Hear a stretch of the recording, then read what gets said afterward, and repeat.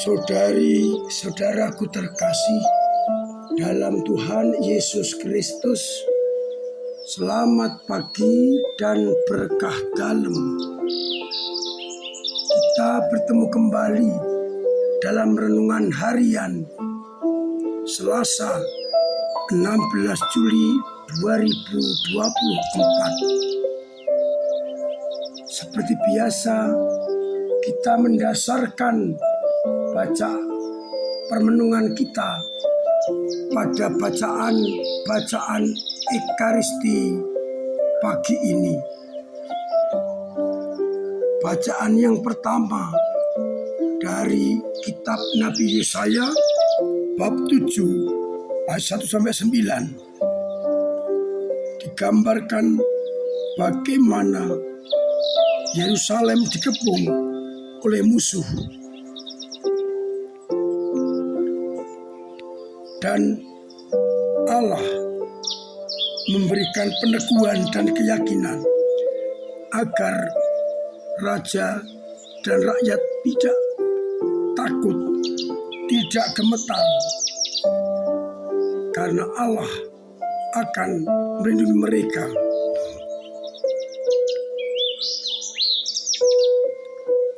Allah menegaskan,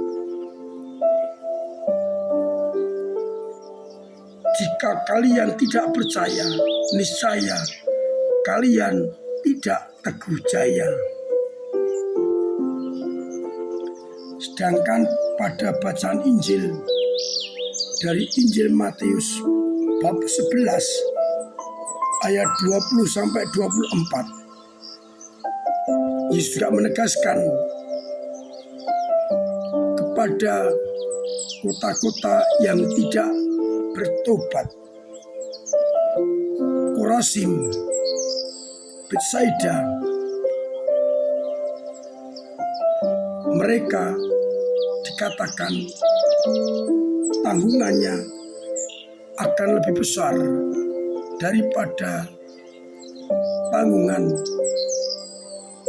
Tirus dan Sidon. Demikian pula Kapernaum, tanggungannya akan lebih berat daripada Sodom. Seandainya di Sodom, Gomora, dan juga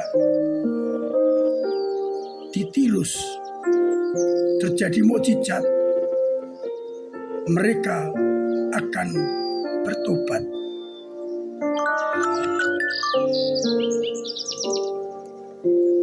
Saudari-saudaraku terkasih dalam Tuhan Yesus Kristus,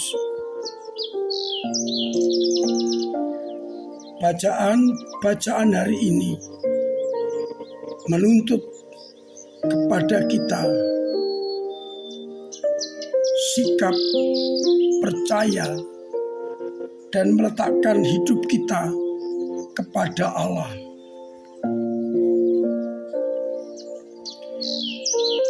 Yerusalem, kota suci Allah, tidak akan direbut seandainya Raja Ahaz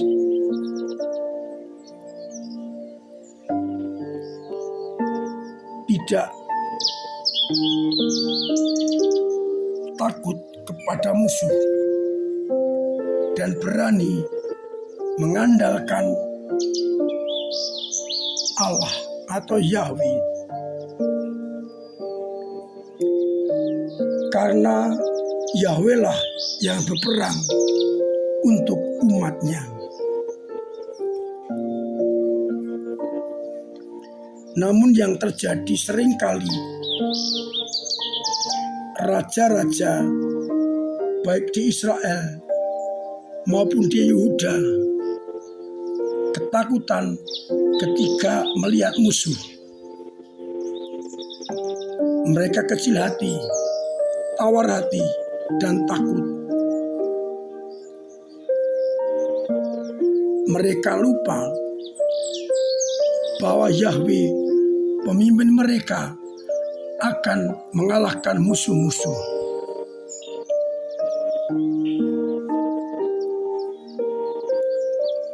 Pengalaman menunjukkan bagaimana Yahweh sudah mengalahkan musuh-musuh dari Israel dan Yehuda.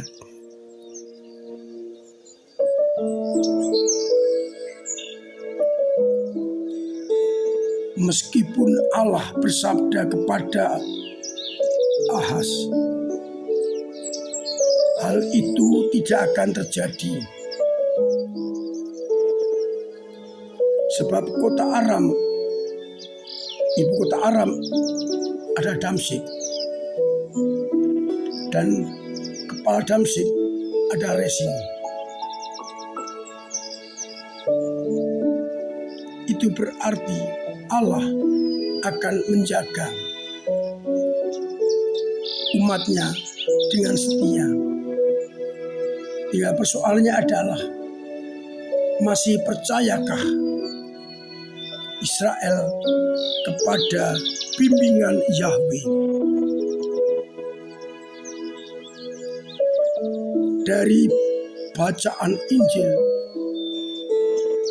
kota-kota yang tidak bertobat dikecam Yesus, sekalipun di tempat-tempat itu Yesus paling banyak mengadakan mukjizat. Korazim, Betsaida dikritik karena tidak percaya.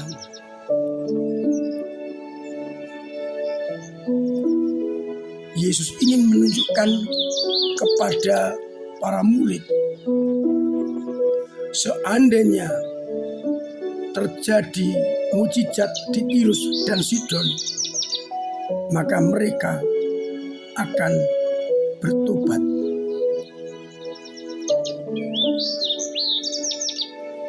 Demikian juga Kapernaum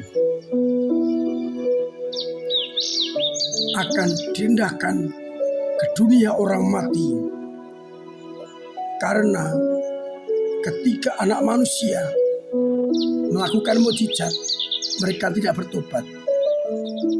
Seandainya di Sodom terjadi mukjizat-mukjizat, pastilah mereka akan bertobat.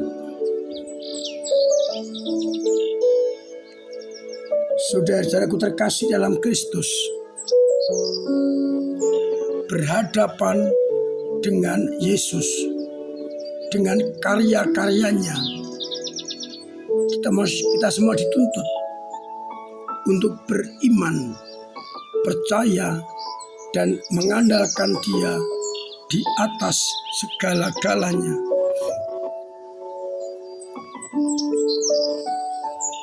Bangsa Israel pun kerap kali telah melihat karya-karya Allah yang mengagumkan, namun mereka tetap tidak percaya. Ketika menghadapi tantangan dan kesulitan, mereka takut, gemetar, seperti orang yang tidak mempunyai pegangan. Oleh karena itu, pada hari ini kita diingatkan Allah lewat Yesus Kristus Putranya telah melakukan banyak hal untuk keselamatan kita. Bagaimana kita menanggapi? Apakah kita percaya kepadanya dan hanya mengikuti Dia sebagai jalan kebenaran dan hidup? Ataukah saya mencari Allah-Allah yang lain?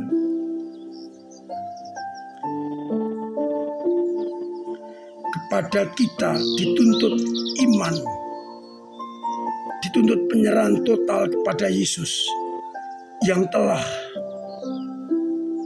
memberikan hidup kepada kita. Semoga pengalaman-pengalaman yang terjadi di Tirus dan Sidon maupun di Sodom dan Gomora membuat kita semakin yakin bahwa Allah telah mencintai kita dan mengharapkan kita datang kepadanya, menyerahkan hidup seutuhnya. Kita sadari kebaikan-kebaikan Allah yang telah kita terima sebagai dasar iman kita.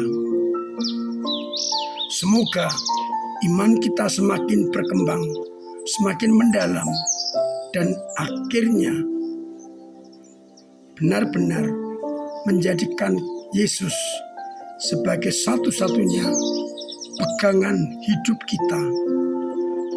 Tuhan memberkati kita sekalian. Amin. Marilah berdoa. Bapa yang penuh kasih, kami bersyukur atas sabda-Mu yang sungguh menguatkan kami untuk tetap mengandalkan Engkau di atas segala-galanya.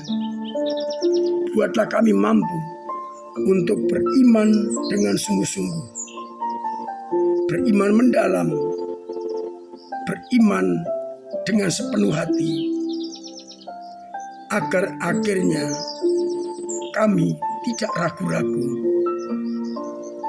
Semoga iman umat-Mu yang sakit Engkau kuatkan, karena kadang kami goyah. Yang jatuh Engkau bangkitkan, yang punya beban berat Engkau ringankan, yang punya persoalan Engkau bantu untuk mengurainya,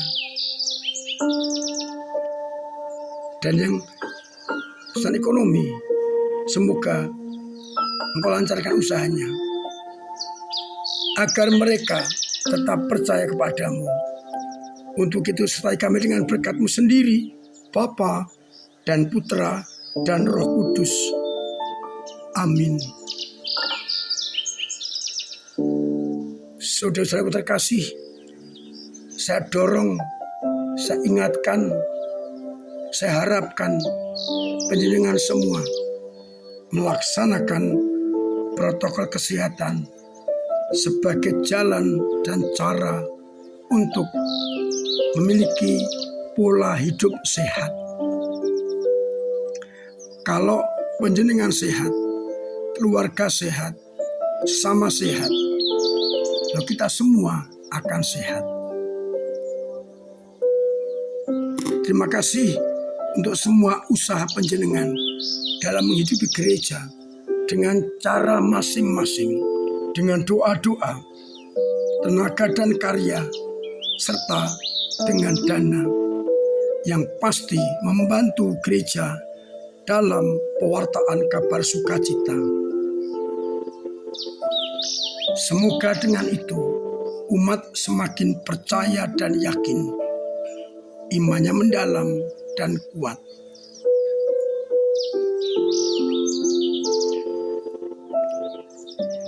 UMK saya undang untuk hadir dalam pertemuan bulanan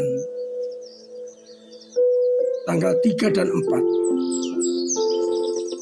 Ketua lingkungan saya dorong untuk mengirimkan UMK sebanyak-banyaknya agar gereja siap untuk estafet kepada kaum muda. Kita hadiri, kita ikuti segala pertemuan di paroki kita agar kita semakin memiliki gereja. Akhirnya saya mengucapkan selamat pagi, selamat merenungkan, salam sehat, Tuhan memberkati.